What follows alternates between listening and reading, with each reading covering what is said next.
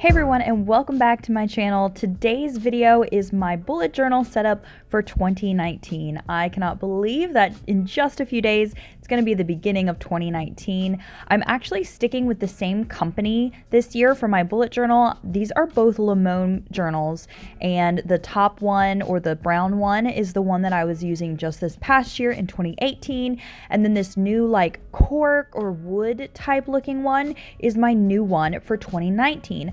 I will actually leave a link to Amazon if you want to get either of these. They're both very good quality. They have very thick paper. I actually have a review on the Limon bullet journal, and so I will try and link that down below as well. But these have been awesome. They both come with pen holders, the pocket in the back, and I just really love them. Now, the one that I got for this year, the cork one, actually does have perforated pages, which I'm not sure if I'm going to like that, but other than that, they're pretty much the same thing. Now, I usually write down in my older journal my actual setup, like how I want my new one to be set up or how I want my spreads to be set up. I'm very particular about things like this, so I kind of think about if it's going to be a 1-page spread, a 2-page spread, and I just move things around before I actually start setting up in my new bullet journal. Now, the only supplies that I'm going to be using are a pencil and eraser and my Sharpie pen. I will have my supplies linked down below, but I'm very minimalist when it comes to setting up my bullet journal, and for this year, I'm definitely going with a more minimalist approach. Don't forget your coffee. I'm actually drinking this instant espresso that I just found, and it is absolutely delicious. I'm gonna have to show it in another video, but like, I have been loving this coffee. So I'm starting out with a key just in the very front cover of my bullet journal. I actually went and looked up the original key that's used by the actual creator of the bullet journal because I just feel like it's gonna work out the best for me. And then I wrote my name just in case anyone wants to know who it belongs to. And then I'm starting out with a quote. My word of the year is positivity, so I'm starting out with a quote: "You can't live a positive life with a negative mind." And I just feel like this is going to be great for my whole entire year.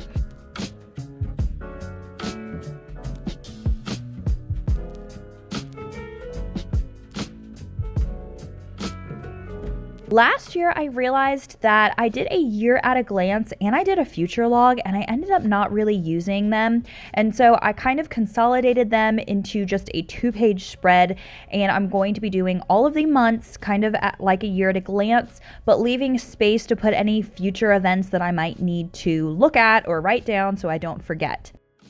I'm hoping that this will make it so that I use it more this year. I almost left this whole entire thing out, but I decided I should probably have some type of future log of some sort just for me to write down things in the future in case I become one of those people that, you know, has a busy life. This does take a lot of time to write out the numbers, so make sure that you do it in pencil beforehand. It's very hard to see in this video, but I actually do all of my spreads in pencil before I even write over them with the Sharpie pen because I'm so particular about messing up or writing down something, and I really like to have this as more of a relaxing thing. So I usually put on music and I just, you know, kind of relax and just go over all of my already penciled in spreads. Now, my next spread is my goals for this year. Like I said, my word of the year is positivity, and then from that I have 6 other categories of goals. So I have health, hobbies, budget, productivity, YouTube, and faith. And then underneath those 6 different goals, I actually had the smaller goals that I put underneath them. I actually will pencil them in later. You can also watch my 2019 goals video, which I will have linked up above, where I kind of go through them all and explain what all my goals are. Now, this next spread is what my ideal day will look like. Now, this is mostly going to be a day that I would have off, not necessarily when I would go to work, but I thought that this was amazing. It's kind of my way of block scheduling because I want to be more productive this year. And so I wrote down exactly when I would like to get certain things done. And at the very bottom, I'm writing out a morning and evening routine. So say at 7 a.m., I'm going to wake up and do my morning routine, which I'll have written out at the bottom.